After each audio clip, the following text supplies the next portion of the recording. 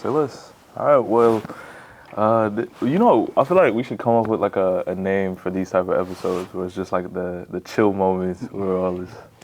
The breakdown? Yeah, Sammy, you're good with names. Let's get something. The breakdown? What were you thinking? The breakdown? Actually, that'd be tough.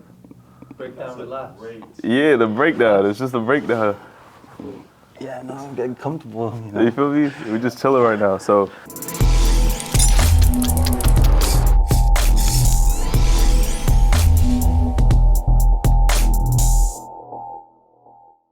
Yeah, that's the type of episode we're on. I mean, my number one thing today is like, we were talking about it earlier. We were going over like different ideas about what to even use this episode for. And I think we came to the conclusion like,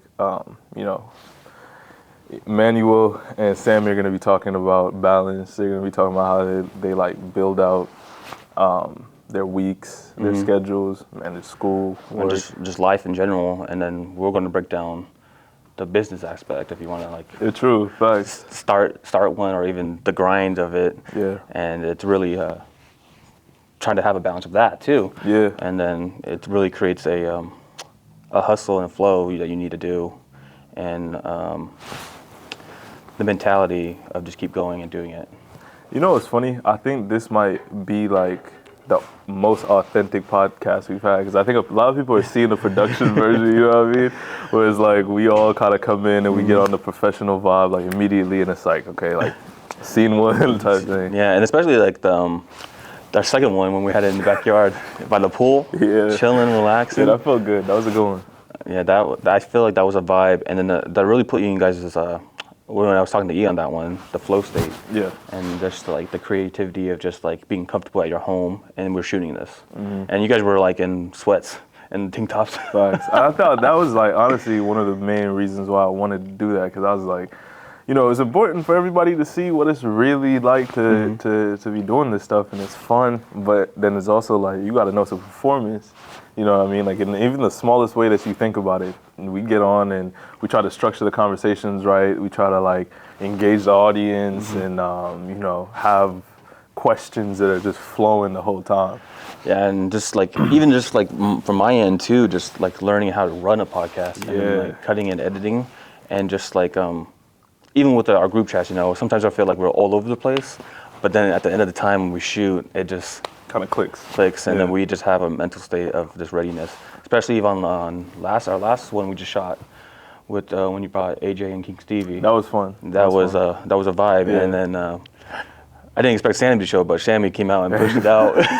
He last minute pop up. Last minute, I didn't know if you were gonna make it, but then I took him to school and dropped him off right after, and we just knocked it out within an hour. Yeah, and it's crazy. Just like I feel like the hustle and the flow of that, of us just like really feeling like, especially on the Instagram side of seeing the validations and the likes and the views, and then that really I feel like the eye opened to you guys too. Yeah, that how like quick it could happen. It can really like, bam, and then like I'm just telling people too, like the podcast that we're trying to create is just the company and being in good company, and then just to mix and intertwine with other companies and brands and influencers and everything else to create a great environment so that we can all evolve together and connect together. Yeah, honestly. It's really like, when I look at everything that we're doing, there's so much interconnectedness, because that's one of the things that we were talking about earlier. It's like, a lot of people, even ourselves sometimes, like I was talking to E-Man about this right now, it seems like everything is all over the place, right? It seems pretty chaotic. The group chats, they seem chaotic, but what I look at it as, and this is something that I read in, it's called a lean startup. They call it validated learning, where it's just basically you're spending time failing hard and failing fast. Like you just kind of throw everything out there, and then you start learning, if you pay attention, like what sticks. And I think that's where the validation came in for us. It's like, yeah, we could tell from dropping something, joking about having hoes, to like just kind of feel that out, to then like sitting down and like talking about our lives and things that can help people.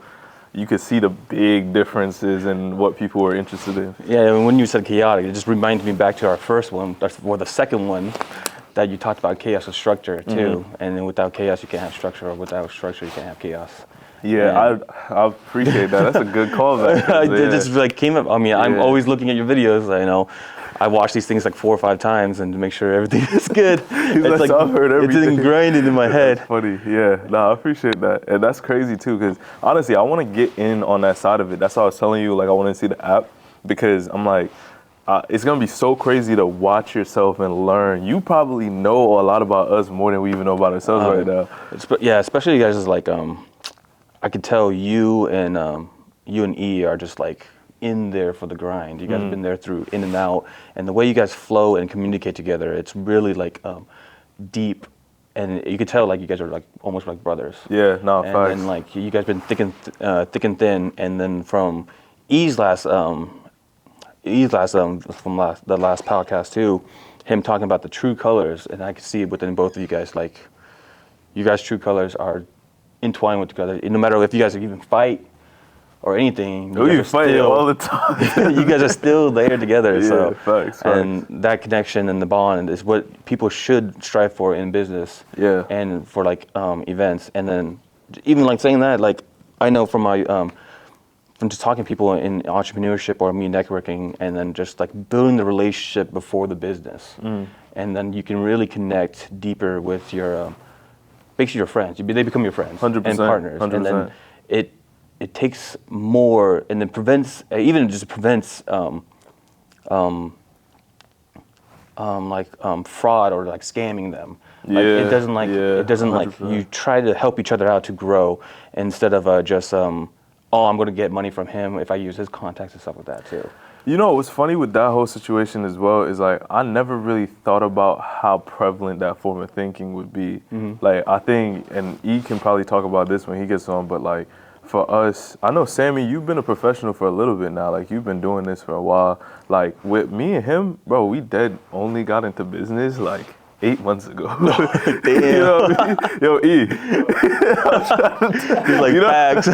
It's like, bro, we just been pushing. Like, we really been pushing. But that brotherhood thing that you talked about, like, that's what got us to really even believing that we could do this. Because it's, you know, we just had a string of successes in just everyday life that was kind of telling us that, okay, you need to try a little bit harder because things seem too easy right now. Yeah. You know, and I'm not saying easy and then like nothing was ever sweet. Like, you know, last year was a tough year for all of us, man. Like, we had a lot of friends going through really difficult things, and you know, us personally were going through some crazy things. Like, coming out of the pandemic, nobody was really trusting each other and stuff. We had a lot of problem with friends. You know, there's a whole bunch of stuff going on. Yeah. But especially from the last, if you listen to the last part, the concert too, I thought was crazy bro, too. the concert was so wild, bro. But that's a whole topic you guys would listen to by yourselves. But just the outcome of you guys creating that and doing that within like a month. Yeah, facts. It was a quick ass turnaround. And honestly, like, E was in Seattle that whole time. So that's another thing a lot of people don't even really understand is like the whole remote work idea. You see how difficult that is for like typical big companies that already have those structures in place and things, right? Imagine that as a startup. Yeah. It's almost impossible. But we managed that. Like, bro would call in and he's like, bro, yeah, I don't know anything that's going on, but I'm gonna just try to put my head down and work. Like, that's all I can do. He's like, I'm just trying to add value to the company. I probably won't know shit until I get back, but I'm gonna work. And on our side, you know, we had like a little office space, and bro, we just pull up every day in there, just working. So to now come here and see like this level, like people that I would call professionals as well, right? Like, to have that validate the work that we put in to say, yeah, like, we are actually professionals as well, is one of the main things that I'm trying to like harness in like all of our products, everything that we like promote on the internet, all of that. Because I think that a lot of people only associate business acumen with suits and like things you can brag about. And I think you can be smart in business before you have those things, because it's just a journey through it almost, you know what I mean? And you gotta love the walk before you love the journey. So it's just like the grind out there, and then even taking the business sides as just regular casual outfits like Steve Jobs or Bill Gates, or is it Bill Gates?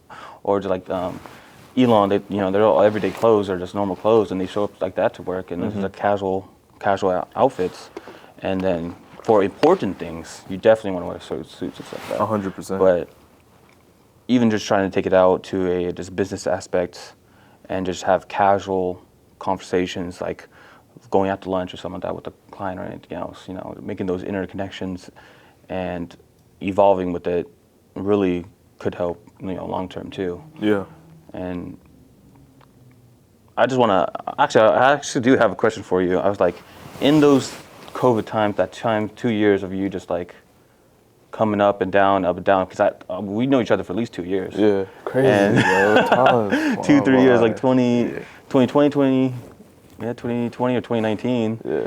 And just from that time of you, from when I first saw you talking about the NFTs and then the 3D housing prints with your phone, and then how you became today, how do you think the times of that 2 year gap change from what you wanted to do then and then what you are now? Bro, that's crazy. That's like probably the hardest question to answer because honestly, it felt like a pipe dream. Like, I felt like for 2.5 years, we were just guessing and like just figuring out random shit. And I think anytime we got attracted by an idea, we had to try and create it. Yeah. And it was our biggest upside and our biggest downside. Because you put too much work on yourselves and not focus on one thing. And exactly, you kind of throw everything out there, right? But the thing that I found out about it was like, it's almost like a filter. Because for me and E, I really think the biggest thing that was important for us is that we sat down and we were like, look, losses are very subjective things. Like, they're from one perspective, and your brain is really good at tricking you into being stuck in one perspective. Like, we spent a year, about $56,000, and came up with technically nothing, right? Which is the crazy part. But now we're applying to Y Combinator, and these institutions like UC Davis, winning a pitch competition, like small things currently, but that have big repercussions if we keep that trajectory. That more than anything else, more than like having money or new crib or any of those things, has been like the biggest learning lesson. It's just you gotta really have subjective losses, and you gotta look at everything like this was a lesson learned, like, you know what I mean? And just chalk it up to that. Yeah, not every problem can be just a problem. It's just, if you fail, you need to learn on it and just grow with it, because you can't fail without succeeding. Yeah. So. Facts. And I really didn't believe that at the start, bro. Like, I really didn't. But, I mean, you were telling me, and I think everybody would be interested to know, too, like, you run Status. So you were telling me about a story about how your entire, like, you built your company up. That's the crazy part. Yeah, my aunt did. Yeah, she really built it up and everything else. And then you're facing all of this big drawback. Yeah. So you want to explain that story a little bit? Yeah, I'll explain it a little bit.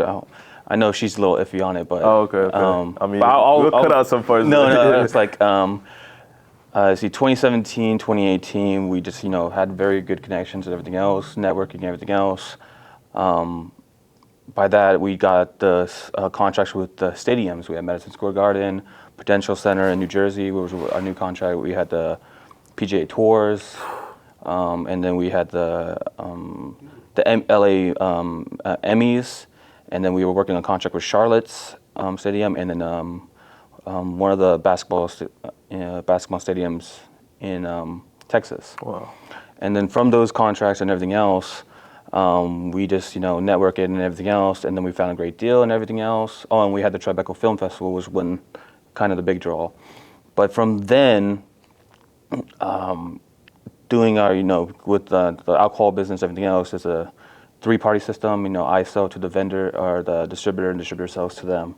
So, and then basically that, we just fell out with a bad distributor, and then after that, it cost us like a lot of money. So, and when he says a lot of money, he's like, that's a lot of money. From that, my aunt, she didn't really talk about this, but because I see from the social media side, we're still kind of posting everything else. We see our ads and everything else, but I just knew that she shut down, and then she didn't talk to us or anything for 3 months because she didn't want to tell us the major loss. And then I could just tell when she finally told us, it was like a deep pain that she had to fight for herself, and the struggle that she couldn't really share with us, that she didn't want to bring us down because we had high hopes. Yeah, You know of what I mean? what was gonna happen to the brand. Yeah. You know, honestly, bro, I'll say that's it's a really inspiring story because, like, again, like I said, subjective losses. Because I look at it and I listen to the fact that getting to that level, right, in whatever time frame y'all did it, it now becomes way shorter to get back there. And that's the only good side about something like that you can grab from it. Because y'all still got, like, you know, this is hard. Like, bro, my mom is in Paris right now talking to the CEO of, like, RH Group about his brand. Because I don't think people understand how important owning, like, a brand name like Status is. That's a number one selling point. It's our name. Yeah. Our name and then our flavor. We have a peach mango, which Oh yeah, the flavor is actually crazy too. I'm not it's gonna lie. really good because our main focus is our younger demographics that don't really like drinking sparkling wine or champagne because they don't like the dry bitter. And we have a sweeter palate, so Yeah, a lot more. I think, you know, my mom would crucify me for this, but like she's a sommelier, so it's not me just being like, oh, like my mom is like my mom's will sit me down and be like, so what is this flavor palette? And I gotta talk about oak wood and shit, and I'm like, I don't know what's going on. I like wine that tastes like this, where when I pop it, everybody at the party is like, yeah, this shit tastes good. You know what I mean? So, And the thing with ours too, you need to drink a little bit more, but when you drink sparkling wine or champagne, after you drink a while, you get that high and you come crashing down. Ours don't do that, so you don't get that tiredness or sleepiness after you drink a couple bottles. oh man, You probably, huh? Is that the sulfate? The sulfate and tannins, we took those out. yeah. So- You know, what's funny, I think you might have had an impact on E, because now when we go out to the clubs, my man's is asking for champagne. And I'm sitting here, I'm like, bro, it used to just be Casamigos to the dome. Oh, But Casamigos. that was such a good switch, because not only is it's a status symbol, like drinking champagne at events, you look just more distinguished. Like you have a better taste, they give you a glass, you know what I mean? You have to be careful. You can't be sloppy drunk when you're drinking champagne. It's just not No. part of the etiquette. Yeah, it's more of an etiquette. And then the goal of Status was to bring high class to low people who can afford it. Yeah. Yeah, so because you get a premium bottle that tastes great, but it's affordable. And that's another price point that we try to focus on. You know what I was gonna say, and I'm gonna just say this on camera so that it can kind of like run everything forward and like motivate niggas. I remember to take that out when I'm talking on camera. Whatever, this is the breakdown, so y'all can see how it goes sometimes. But I really think that you know, I've been working with a couple people that have friends at like the Sacramento Kings. Have you guys worked with them before or anything? We tried, and they didn't really reach back to us. Okay. So I was at we just went the outside route and got everything else. and got everything else. So and here's come what back to them. I think exactly, like a double back would be nice right now, Yeah. because Especially with the winning streak. you said with the facts, they need it. Light up the beam. One of my friends, Jamal, so he works with like iHeartMedia and all of these companies. He was a big help during all of this, because honestly, he just kind of gave us hope that we could have like a platform to then boost whatever we create, and that kind of gave us even more belief in what we were trying to do. But anyways, he invited me to this thing. Was it him? I don't know. Might have just gave him credit.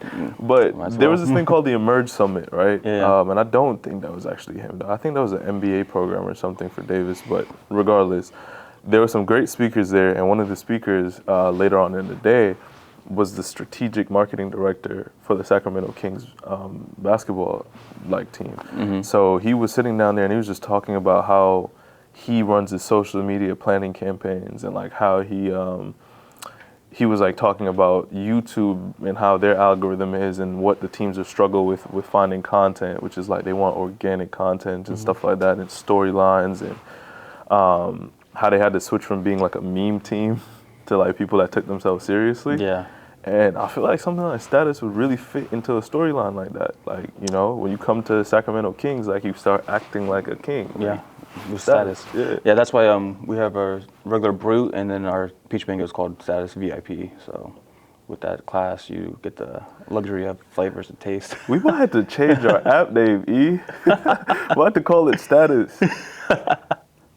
He's locked doing in. homework. So He's he locked doesn't in. care. Yeah, but nah, that'd be dope. I think in the whole scheme of this whole podcast and everything, the number one thing that I'm realizing right now is being comfortable is going to be the key moving forward with everything. Yeah, I think us keep doing this and then keep getting people on here or just having guests will help us grow too as individuals too, and as entrepreneurs or business owners too, that this can just help us in the long term with us and other companies too. And just from there, it's just trying to have good company. So so we talk about a lot about like the positive aspects of this, and we try to keep a pretty cheery outlook, but I'm gonna ask you a difficult question. Okay, go ahead. What do you think is gonna be like your tipping point? When are you gonna have to say no if something like that would like ever occur, if that makes sense? Like, if we're going with the podcast and things start getting rough, what is the point where you tap out, or what can you like bear? What do you think? That's a good one. I have a high patience level, so it's going to be hard. Yeah. I'll tell you this right now. I have a very high patience level where I could probably take a lot before I say something. Yeah. And I just need to break through and try to say it earlier before it takes too long. I think it just depends on like our direction of flowing. If it changes, like be part of the number one hard progress. Because as we saying, like our goals for this should help us in long term. Like we shouldn't. I think it would be more like, I guess, the inner fight with us. It would be the only tipping point. Would be facts. I'm not doing that. Like I think being on a team that like can't build cohesion, where you're fighting all the time, and fighting is good sometimes, but it needs to be respectful and it needs to be productive. Yeah, and then like I know you guys would have your inner problems right now too, which you told me to, and just like that stuff, I don't. Learning from those experiences, especially from the last person that, from our company did that, like trusting people, it's going to be hard, but finding individuals that kind of match our tone and everything else, and gone through the same pain, and then we can try to connect and make something better out of us. That's a fact. And then even if we go through our struggles and stuff like that too, that we should solve it, solve it there and then we can just definitely grow as a family. And keep pushing forward, because I think that's a good way to look at it. It's a difficult ask of people, I feel like, because a lot of people are, and on one end I can't judge them because I'm like different circumstances. I think a key facet in like your patience, and I would attribute my patience to it too, is that I always feel like I've been through worse. You know what I mean? So it's like my patience is very, very like long. I've been through a lot of shit. And really to trust somebody, you have to see progress too. Yeah, so progress is key, and just being here and like how I said in the last podcast, we made the group chat, we got started, and now we're rock and rolling. And this is episode 5, 4? Yeah, something like that, bro. Literally, I was looking at it and I was like, imagine if we had dropped these podcasts, right?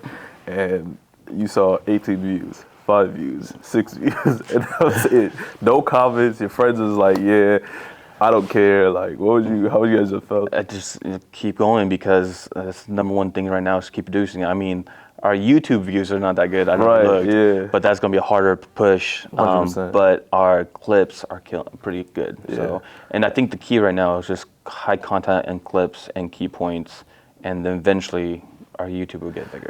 Actually, since we're even just sitting here kind of ideating, like I really do feel like this might be our YouTube format, because I think a lot of people hear the cut once, use multiple times, like analogy, and they don't really understand the mechanism behind it. I feel like for us, we can create the same content to use on every platform and drop that, and I think that's a great use of content. Yeah. But also a breakdown like this of our strategy of the clips and stuff like that is going to attract a very niche viewer. It's going to be the people that are sitting there and like, wait, how would I reach 10,000 people in like a week? You know what I mean? Yeah, and then I literally, yesterday I was at a women's event, and then they had one of the events I was recording for somebody. They were talking about they're influencers, and their questions were basically like, how did you get here? How did you become how you are? And then how do I solve with the time and problems of, doing the between a balance of life and social media engagement, because that's their business now. And one of the hard questions they were having is like having a balance of family life, because they're all girls and they're all moms. So, and then keeping that balance of that, and then keeping their online business or their social media page growing, because then building content by itself is a whole 9 to 5 itself. 100%. Yeah. And then breaking things down and then finding your niche, because I think one of them's a real estate agent, another one's a boutique lady, she does all boutiques, and another one's a fitness. You know, I really feel like I think your strategy is dope. Like when I was looking at it, it's very similar to my own, where I think I got it from like looking at how media companies operate. Yeah. Is like you kind of create a brand, you get known for a particular level of service, and then you attack niches that can expand your influence as fast as possible. Yeah, I know what you're talking about. So I usually tell people this, like if you're starting on social media or anything else, or you have a brand that's pretty popular, you should start separating yourself. Yeah. So you have your brand and then you are your brand, or just saying, just for in like future cases too, is just like you have a clothing brand, right? Your clothing brand has 100,000 followers and stuff like that, and it sells pretty good. But say somebody wanted to buy it, boom, like $1 million, $2 million, boom, they buy the rights for it, it takes it away from you. Now, if you didn't separate yourself, now you lost 100,000 of your followers. Yeah. And then like now you're trying to reset with your $2 million or $3 million to try to do business. You can start now. You got to start from zero. The thing is, when I tell people to brands or individuals to separate from their brands or do both, because now on Instagram they have the collab feature. Yeah. That you are now your brand with your brand. You can double the stream. Yeah. So now you have your 100,000 followers now, and they follow you too. And now, if you do sell your clothing brand, you still have your 100,000 followers, and you can start something new. Yeah, and you already have your own audience. 1,000%. I think that's the only way social media should really be used. Yeah. I think back in the day, people tried to become big by copying what like corporations did, and I feel like that is one mechanism of doing business. Like you can say, oh, what does Facebook do? What does Twitter do? Or whatever. But now you're seeing the problems with that like methodology of thinking. It caps you out, not in the sense that you can't scale your business, because you can become a multi-billion-dollar company, but people start hating you. You start like losing the reason why you started to do this in the first place.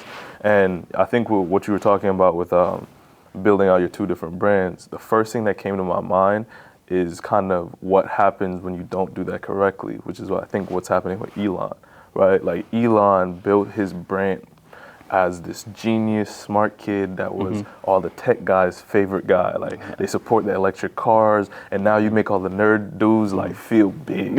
Like that was Elon. He was like the superhero nerd, you know what I mean? But then, and this happens with superhero nerds, they start acting like everybody's like, oh, you gotta bow down to me or whatever. And it's like, no, bro, like you're cool, just be cool, just relax. He starts flexing on Twitter, uses his personal brand to push basically a coup. And now Twitter went from 75,000 employees to 86 employees in one day, bro. You saw that he used a AI system to send them gifts to say you're fired? Yeah, like, well, no, he fired a lot of people. No, he did. But 75% of them quit. Yeah, that too. It's crazy. Like most of 75% of all the people at Twitter quit off Elon, and it's like, bro, your personal brand now, he can't go buy another company if he ever wanted to. You know what I mean? But I think for the average person, that's just supposed to be a lesson. Yeah, but I also want to see on the long-term returns, see how it is. Are you bullish or like bearish on TikTok right now? Not TikTok, I mean Twitter. Twitter? Yeah. I'm not on there anymore. I stopped using Twitter. I mean, I'm on there every once in a while, but I'm rarely on it, probably once a week. Don't you think that's a sign that it might be dying? It was already dying, I thought. And then especially when they went through the thing where it said, what, 60 or 70% of them, the following base was bots. I don't know how much that was true. But even that's why he backed out, and then they tried counter-sue him, so then he had to buy it. Or whatever scheme that was. Ooh, wow, that's a good different perspective to look at it, because lately I've been thinking Elon's like a dickhead, but remember so I was reading on it that he was going to back out because of the report saying at least 70% were bots, and then Twitter, I think, or Reddit, was trying to counter-sue him for not going through with the deal or whatever it is, so that's why he went through with the deal. So, but I still think in that situation, Elon was wrong for trying to go buy Twitter. And I know he's wrong because he was already a majority shareholder. He could have just made those decisions like a regular shareholder, but he was already boosting his like coins and stuff like that, like tweeting about Dogecoin to the moon and all of this, and then telling people who before he sells his shares Lost like $400, but you see what I mean? And that's on the low end. There was a lot of people that were being pulled at his whim. And now, as a strategist, I can't fault Elon. I think it's brilliant strategy. If you're at that level, you have to show people that I don't back down from anything. I am like one of the richest people on this planet. But I think he's losing his core support system. And when any regime loses the people that put that person on a pedestal, I think it becomes a tyranny and a dictatorship. yeah, I see that too. But I know he's still always open-minded. I mean, it's probably for him having too many kids. That's probably what's happening. I mean, yeah. I think it was like 7 or 8. And I'll say this too, like, and this is no knock on Elon, but one of the running things is that Elon does not process emotions on the same a lot of psychological level that everybody else does. just even listen from him from Joe Rogan. He sounds so. From my perspective, a lot of like engineers or high math people are always like kind of socially awkward. Yeah. I don't know if you've seen that too. And 100%. like high. I mean, yeah, my co-founder was one of those. But he's cool though. He's like a mixture because he like hooped and stuff too, and he's an engineer. Well, a lot of them too. Even from like no bad shame to engineers or mathematicians or anything else or science guys. They usually they're a little socially awkward. Yeah, 100%. And that perspective, like, once you hit the threshold of money and everything else, you kind of have to get out there. But you can still see it in him how he talks and communicates. You can't break those habits. I feel like no. they're so used to like taking.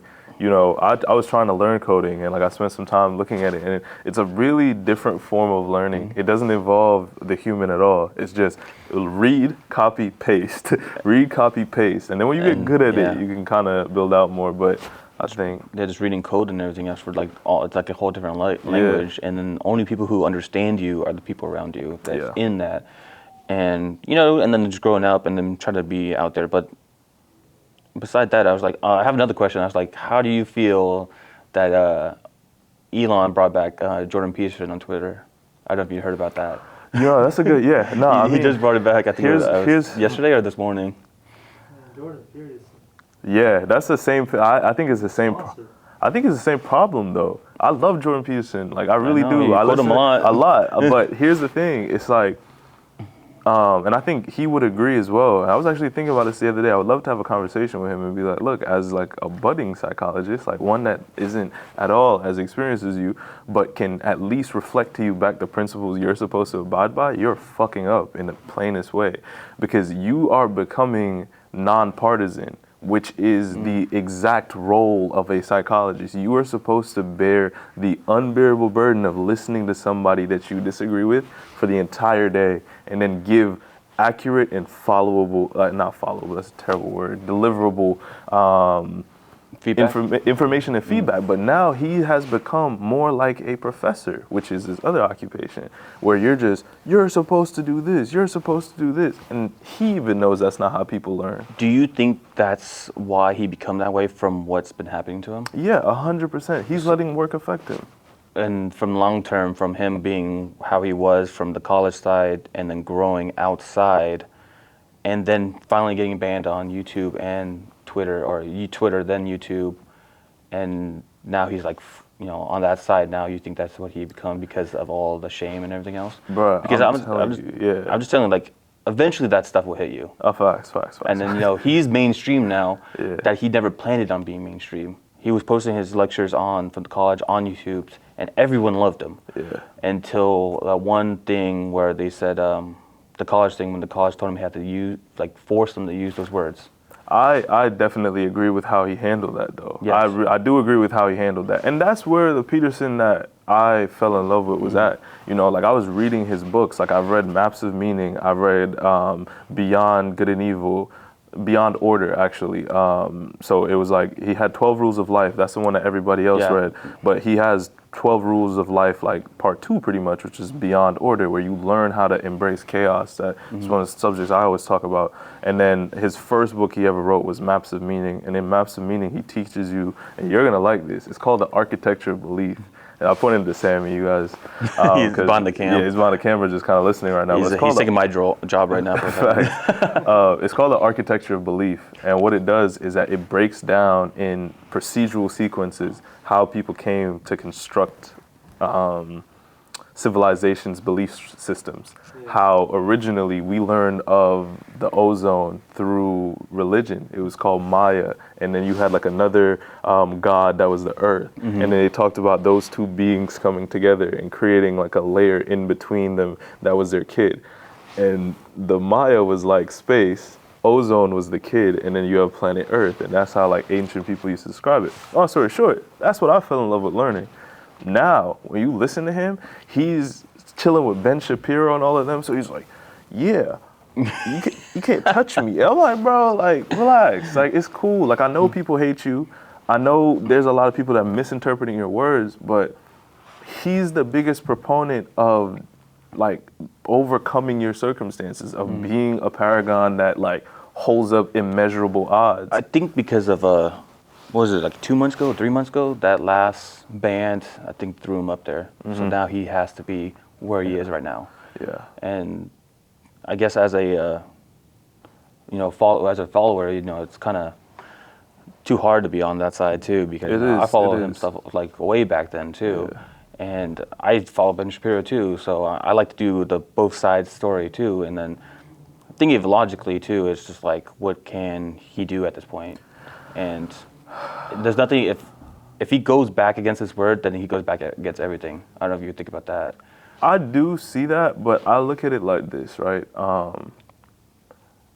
We keep creating dichotomies in society where we put ourselves on opposite playing fields. I love how there's a chessboard right in front of us, right? Number one prop. Because it literally is like that. Originally, the boards are always set where there's more people in the middle, and then, we kind of expand out.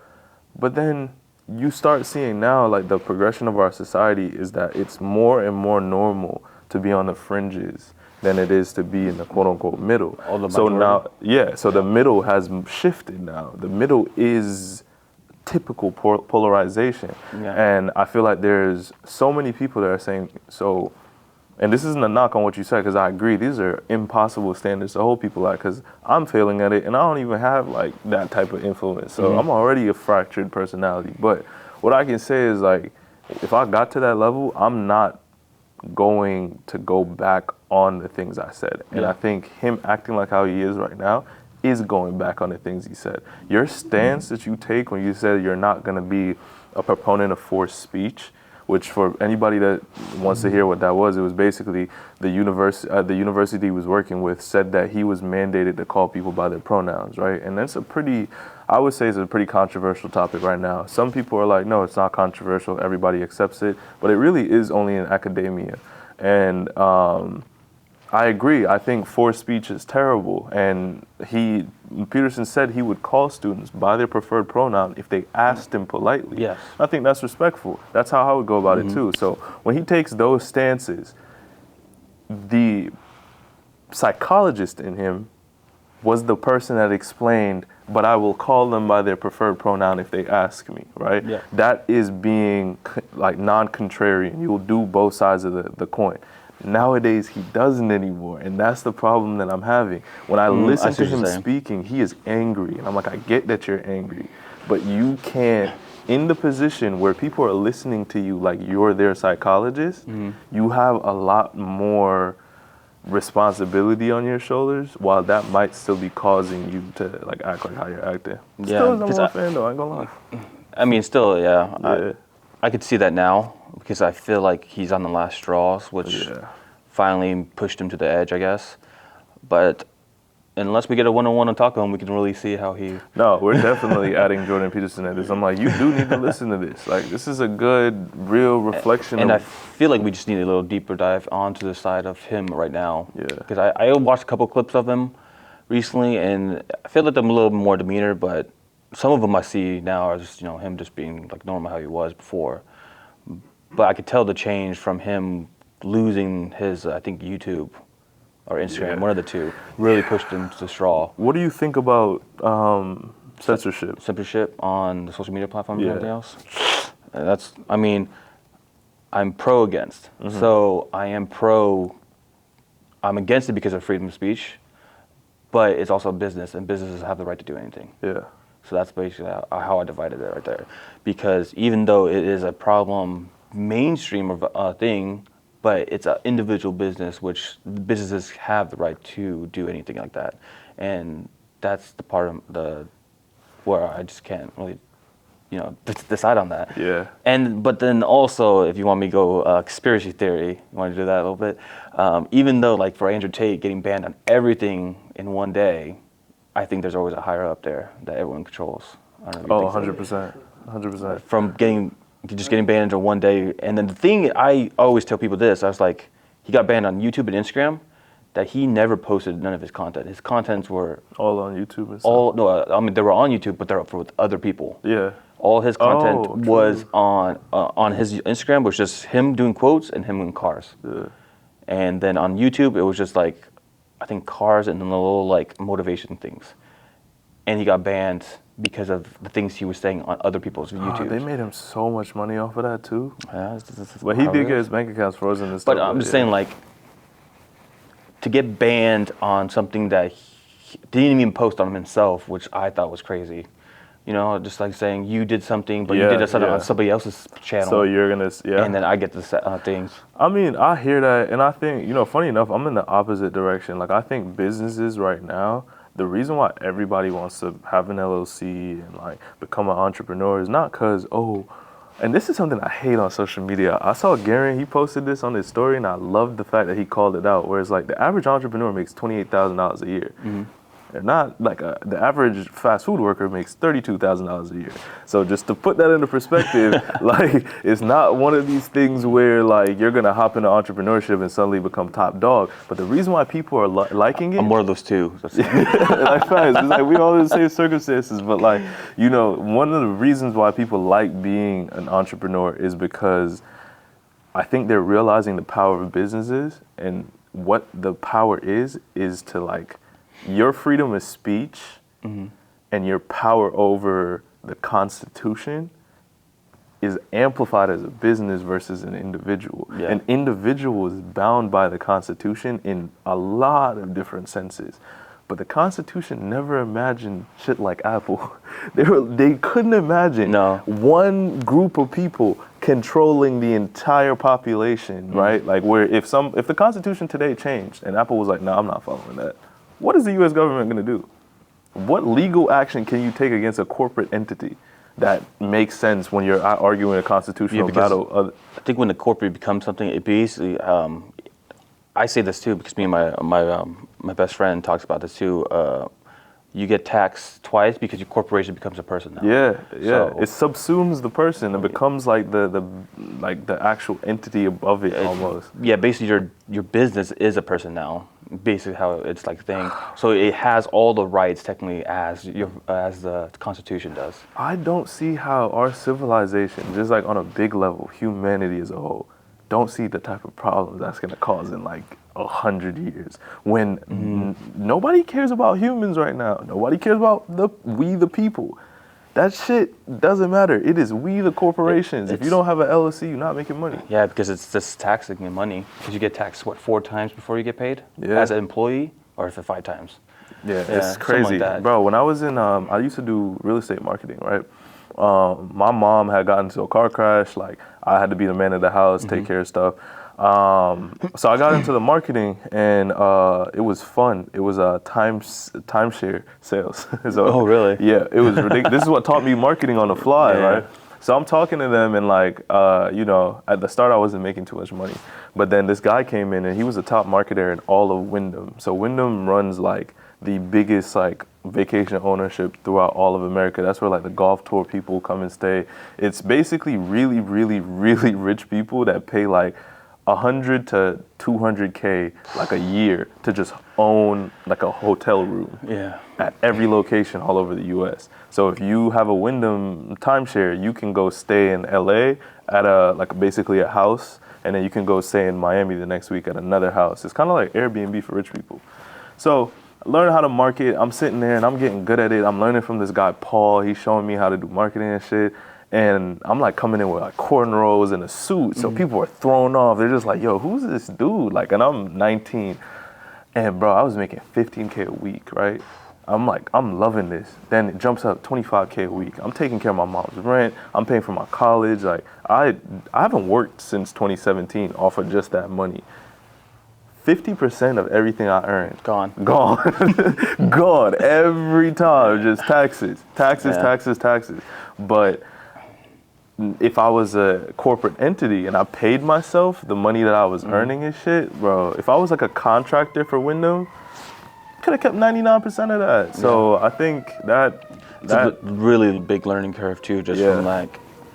That whole situation was huge. And I just to tie that back into what we were talking about is just, you know, everything that we're seeing going on right now, I really feel like it's interconnected from Elon, Peterson, Twitter, social media.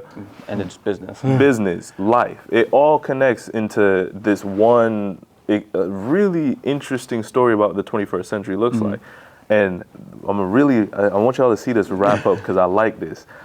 Think about what we said at the start with what we're doing. The structure, organized chaos. We are creating a lot of moving pieces that all have a storyline that connects them. It is the same thing happening on the bigger stages out there, right? If you learn from that, and that's why I love studying history. History really teaches you how to think on grand scales. You can juggle more things than the average person, I feel like. You can juggle more things than the average business. You're doing the podcast, your status, you're going out to the nightclubs, doing that, all of that at the same time. We're doing a startup, the podcast, going through accelerator programs, working. Sammy's doing school, email. Like, you juggle a lot of things, but you try to connect it with like one good storyline that motivates you, that keeps you like pushing forward and lifting everything up all at once. I think it'd be solid, honestly. Yeah, and then just from even just hearing you and then growing with you personally, I also learned a lot from you, E, and Sammy from this connection-wise, just from starting this. And just 2 months ago, or a month and a half ago, where we were then and now we are connected-wise, that the journey is just starting. So I mean, it's like this is a random Friday. We're all just chilling inside of the studio recording, I like what you said earlier. You know, being in it for the long run, I think is pretty important. Because I'm really excited to see what we do, how we grow. Shout out to Bree. We have some cool shit coming up, hopefully, end of the year. I don't know if I could, I probably can't talk about it, but I'm not gonna talk about it. but I guess I think that's a good way to end it. But thank you guys. Listen in, follow, like, support, and then welcome to good company. Facts. Leave y'all on a cliffhanger. So, all right, yo. That was good. I think that was probably the best podcast I've been a part of. I think we were really deep in there.